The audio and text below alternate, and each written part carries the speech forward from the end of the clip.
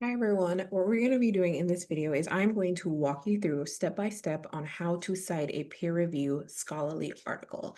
I will show you some of the steps that I do when I'm citing articles for various reasons and hope that this will help to provide a guide for you to follow as you are working on citing your own peer review articles for the annotated bibliography. So I'm going to share my screen with you and I hope I do this correctly because I recorded this lecture and shared the wrong screen for the entire time. So we are on screen number 3.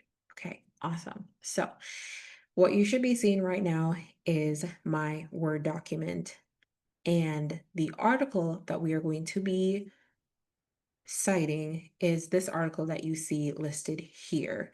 It is called Parasocial Interaction and Parasocial Relationship, Conceptual Clarification and a Critical Assessment of Measures. We have the article name, we have the authors, we have the journal name, we have the volume, the issue, the pages, the DOI link, all the amazing stuff that we need. Now, if I navigate back to my Word document, as you see, I posted the format at the top of my page. Why? Because I want to make sure that I'm following the correct format for my citation. And it's a lot easier if I just have it in front of me. So I'm just going to have the specific format that would be used. Again, we will remove this once we have everything cited, but for now, it's just easier for me to reference it. So if we navigate back to our article, the first thing that we need is the last name, comma, first initial, full stop, middle initial. And from here, we can see that we have 3 authors, which is fine. We know how to cite multiple authors, but we want to make sure that we're following the order that is provided. So here we see that our first author is listed here, and we will start with that format. So, whoops, that's in caps.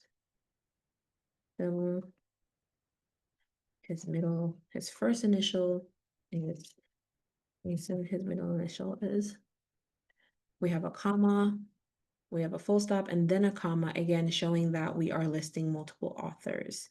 Our second author is Hartman, comma, H. As we can see, or sorry, T. As we can see, there's no middle name, so we don't have to worry about the middle initial. We'll just do the first initial, full stop, and keep it moving. We have another author, so we will put another H, another comma, sorry. And now for our third author, Roseanne, first initial is S, middle initial is F, and we have our full stop there. Now we can move to the publication year. Here we can see the publication year is 2016.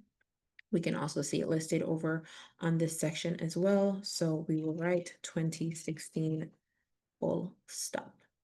Now we're moving over to the title of the article, and the title of the article should be in sentence case.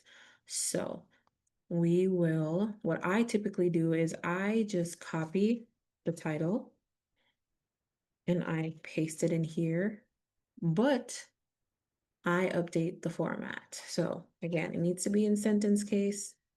So I'm putting it in sentence case because this is the required format.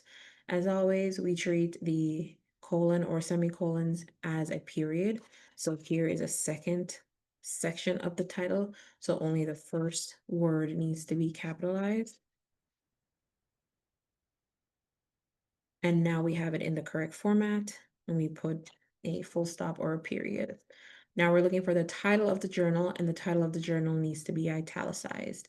If we go back, we can see the title of the journal is listed boldly at the top, or right at the front here, Human Communication Research. We'll copy that over, paste it there. It is already italicized, but I will always double check, put a comma. Actually, we'll remove the italicized, put a regular comma. Now we need the volume and issue number. We see volume number is 42, issue 1. So 42 bracket 1. And our volume number is also italicized, so we italicize that there. and we put a comma. Now we need the page number. Here we have the page number 21 to 44. You can either copy that over or you can jot it down yourself. Page number and then full stop. Now what we need is the DOI hyperlink, not hyperlinked. So we will copy the link here. We will paste it here. One thing to note, as soon as you press a space, it turns it into a hyperlink. So we want to go back and remove the hyperlink. And here we have the APA citation for our peer review article. What I always do is double check to make sure I have the correct punctuations in the right area. So I'm going to do that right now. Last name, comma, first initial, full stop. Perfect. Notice, still going back to check. Dismiss. Sometimes if you're using Microsoft Word or Google Docs, it might tell you that some things there is an error. That's fine. Leave it as it is. As long as you're following the format, you are fine. Sentence case, volume, issue, page number, hyperlinked. Awesome. We don't put a period at the end, so make sure you don't put a period at the end. And then the last thing you're going to do is make sure that you have the hanging indentation. To do the hanging indentation, all you do is highlight the information.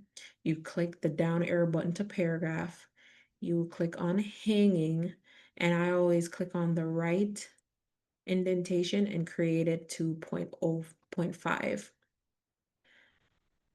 And here you have your hanging indentation and your APA format for your peer review article.